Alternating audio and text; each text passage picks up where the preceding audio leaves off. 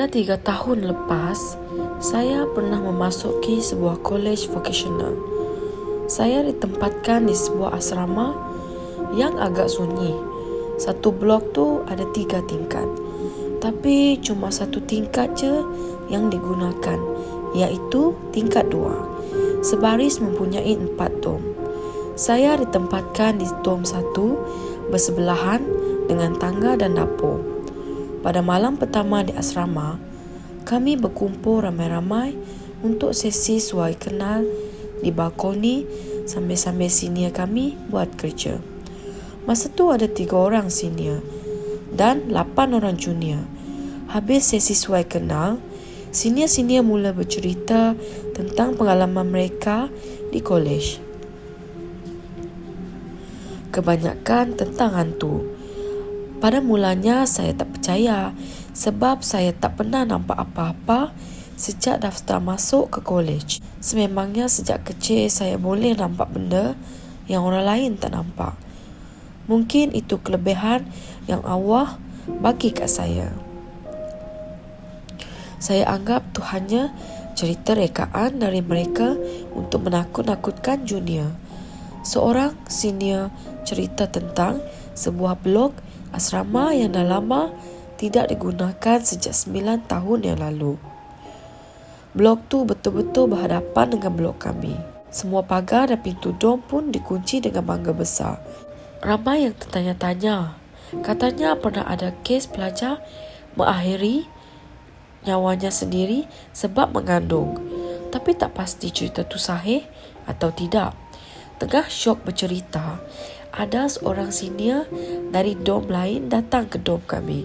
Dia bertanya ahli dom. Kemudian ketua dom saya beritahu ada 11 orang ahli. Tetapi senior tadi cakap ada 12, termasuk yang tengah tidur dekat katil. Kami cuak dan terkejut. Kami hanya mampu berdiam. Setelah tu, senior tadi pun pulang dan salah satu junior di sebelah saya menangis ketakutan. Saya tanya kenapa. Saya tanya secara perlahan, kenapa menangis? Rupa-rupanya dia lihat salah seorang junior yang berdiri di sebelah kami berdiri dalam keadaan kaki yang tidak jejak. Saya cuba tenangkan dia dan ajak masuk ke dalam. Lepas tu junior yang berdiri tadi pegang tangan saya dan berkata, "Kau dah tahu ya?" Saya mampu diam. Bila nampak kami berdua masuk, semua pun ikut masuk dalam keadaan pejam mata sebab tak nak tengok siapa atas katil. Padahal hantu sebenar ada di luar, bukan di katil. Dengan suasana yang suram dan ketakutan, tiba-tiba terdengar satu ketukan kuat di pintu balkoni kami. Masa tu tepat jam 1 pagi. Masing-masing tersedar dan tambah takut. Dengan selamba, saya bangun dan buka pintu tersebut. Kelihatan seorang senior dari dom lain bagi sebuah beg plastik berisi buah. Saya ambil dan ucapkan terima kasih. Terus senior tu pulang.